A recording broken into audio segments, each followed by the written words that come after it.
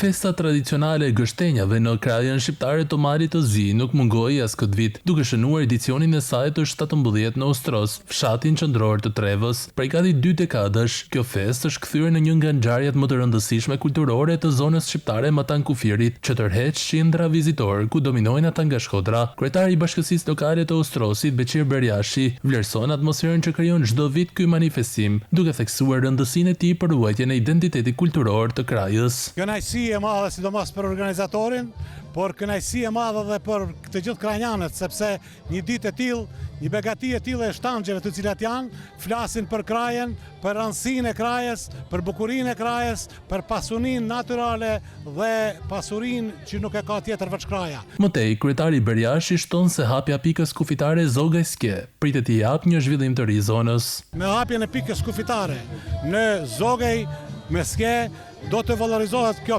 pjesë, kjo zonë, dhe shumë do të mendojnë të kthehen në kraj, ose kjo kraj nuk mund me rritë me maj e boshatisën. Atmosfera festive u pasurua nga këngët tradicionale që përfshin të gjithë të pranishmit. Mes artistëve të ftuar për këtë edicion ishte edhe këngëtarja mirënjohur Leonora Jakupi. Festa e gështenjave synon të evidentojë vlerat më të mira të zonës nga prodhimtaria tradicionale të trashëgimia kulturore, duke promovuar krajën si një destinacion me potencial të madh turistik ende të pashfrytzuar.